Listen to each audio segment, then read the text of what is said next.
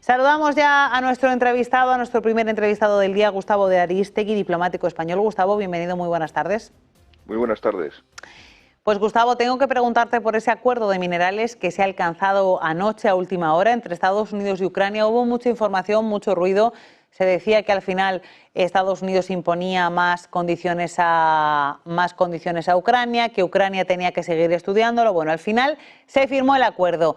¿Qué supone esa firma del acuerdo y qué te parece quién gana y quién pierde, según lo que conocemos hasta este momento? Bueno, la primera cuestión que hay que abordar al respecto del acuerdo de minerales firmado entre Estados Unidos y Ucrania es que había un problema político interno de gran calado. El Parlamento ucraniano no estaba de acuerdo con el planteamiento de los Estados Unidos y le había hecho una advertencia muy seria al presidente Zelensky que él no tenía ni la soberanía ni la autorización para poder negociar con una potencia extranjera la cesión de la riqueza del subsuelo de su país, que eso correspondía al Parlamento. Después de muy complicadas negociaciones internas, que no han trascendido en Occidente, pero que sin embargo han sido la clave de este acuerdo, por fin consiguió convencer el presidente Zelensky al Parlamento de que era la única manera de conseguir algún tipo de garantía de seguridad para mantener el alto el fuego. Obviamente, esto tiene dos filos muy distintos. Hay que tener en cuenta que una parte de sus minerales están en el subsuelo del terreno controlado, del territorio controlado por los rusos, y otra parte, minoritaria, todo se ha dicho, aunque todavía no está explorada en su totalidad, es la que está bajo control y soberanía de los ucranianos.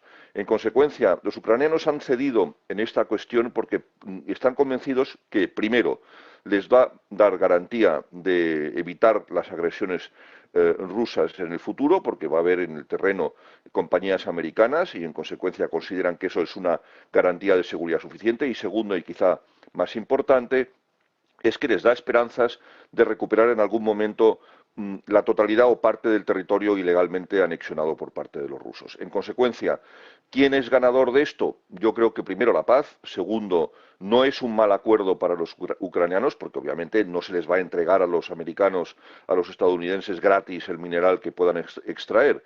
Y en todo caso, esto va a forzar la mano a los rusos, que van a tener necesariamente que hacer gestos que hasta ahora no han hecho en las primeras dos fases de las tres que se habían negociado desde el principio del alto el fuego y que jamás han culminado.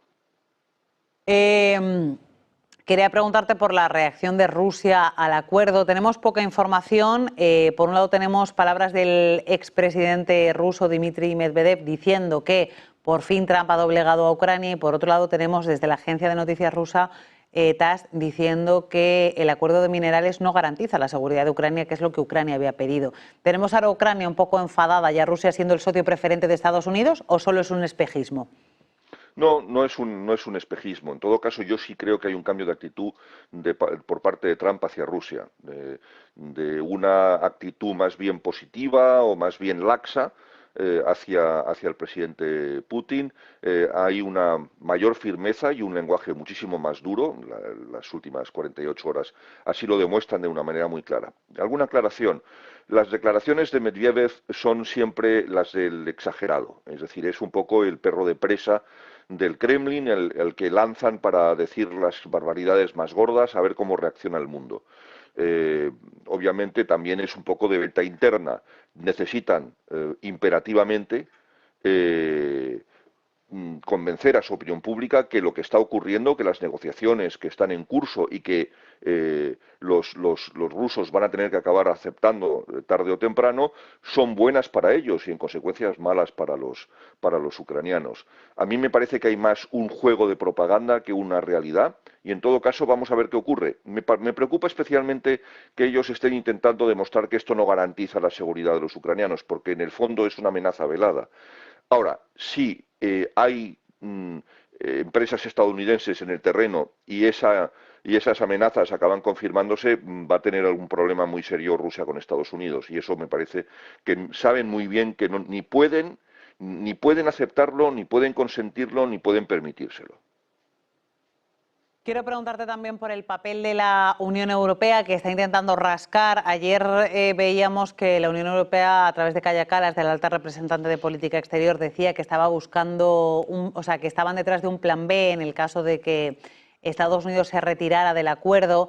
Lo cierto es que no ha sido necesario el plan B de la Unión Europea porque Donald Trump finalmente un poco se ha salido con la suya. ¿Vuelve a colocar esto a Europa otra vez de lado frente a las negociaciones? Es una buena reflexión. En todo caso, a mí me gustaría decir que Europa tiene que cambiar un poquito la imagen que da cuando hace declaraciones en torno al proceso de paz o al proceso de negociaciones tendentes a conseguir un cese de hostilidades.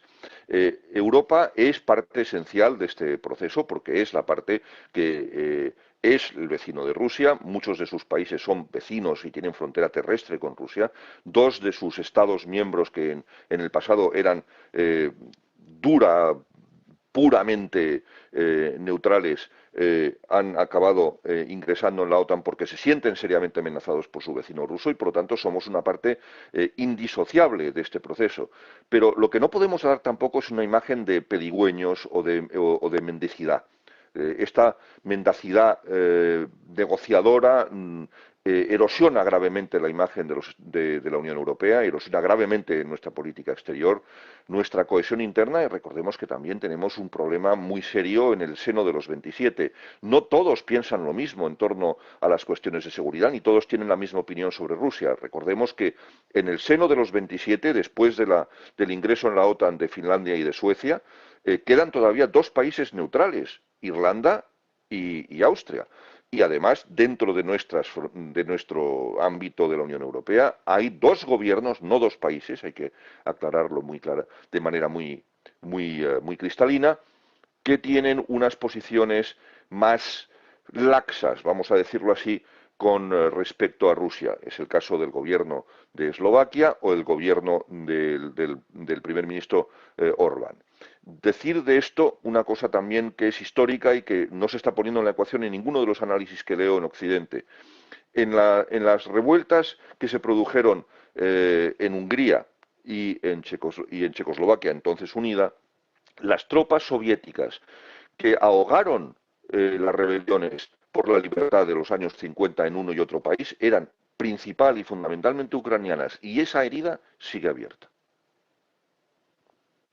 Te quiero preguntar también en un contexto como el actual, ya no solamente por esa guerra entre Rusia y Ucrania, sino por el otro gran frente abierto de Estados Unidos, esas negociaciones arancelarias. Estábamos viendo palabras del asesor de Trump, Kevin Hassett, hace unos minutos diciendo que hoy mismo habrá acuerdos arancelarios firmados.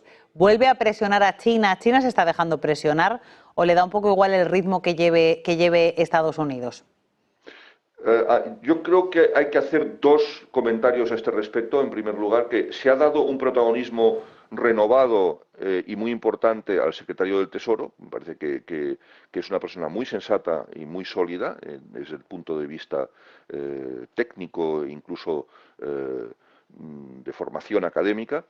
Y ha desaparecido un poco del panorama para el bien de todos, todo se ha dicho, Pete Navarro, que me parece una persona de un extremismo digno de mejor mención y ciertamente con unas posiciones que hace que uno pueda preguntarse seriamente si Pete Navarro de verdad es economista, porque francamente hace algunas declaraciones y análisis que francamente resultan como poco heterodoxas. Las negociaciones son muy complejas y, desde luego, estamos ante una estrategia de negociación que hemos definido no solamente en este programa o en esta cadena, sino también en artículos como la de la estupefacción. Trump intenta tirar encima de la mesa, tirarlo, no ponerlo, unas posiciones extremadamente maximalistas que obviamente la contraparte no puede aceptar, del doble, del triple o el cuádruple de lo que normalmente él querría obtener, para después ir acomodando la negociación a las pretensiones reales que se tienen y llegar a lo más cercano al cual sería el mínimo aceptable por parte de los Estados Unidos. Hay unos avances muy claros con respecto a ciertos países, el más público, porque hay otras negociaciones mucho más discretas y secretas, por ejemplo con Japón, pero las más públicas y positivas son las que están llevando a cabo los estadounidenses con la India. Hay avances muy notables, porque sobre todo se ve una intención muy clara de Estados Unidos cuando ve que es imposible atraer a Estados Unidos toda la industria que se exportó en su día, haciendo una especie de desplazamiento de los sectores productivos menos rentables, las industrias más pesadas, más sucias, que tenían una mayor intensidad de mano de obra mal pagada, por ejemplo los textiles o las baterías o tantas otras que se acabaron yendo a China.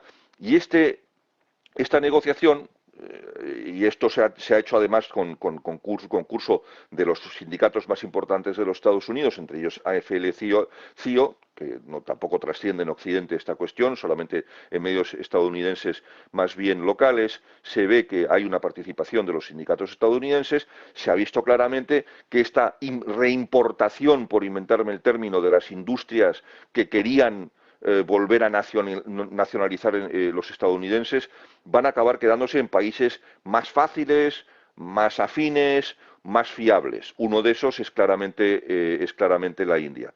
Hay otros que también están aspirando a convertirse en la fábrica de Estados Unidos de aquellas partes de la industria que no pueden ser traídas de vuelta a los Estados Unidos, y en consecuencia veremos también unos avances importantes en materia arancelaria, por ejemplo, con Indonesia, con Tailandia e incluso con Vietnam, que es uno de los objetivos más importantes de los aranceles de los Estados Unidos, pero por varias razones. Una histórica, obviamente hay una cierta mala conciencia de los estadounidenses respecto de Vietnam, incluso por parte de los republicanos, y segundo porque no olvidemos que Vietnam, si hay algún país en el sudeste asiático que es abiertamente hostil y claramente contrario al expansionismo agresivo chino, ese es Vietnam. Y en consecuencia, antagonizar a un país que es una fuerza de contención muy clara al expansionismo chino es un disparate desde el punto de vista geopolítico de mayor mención. Pues Gustavo de Arístegui, diplomático español, muchísimas gracias por acompañarnos esta tarde. Ha sido un placer y hasta pronto. Hasta muy pronto, muchas gracias.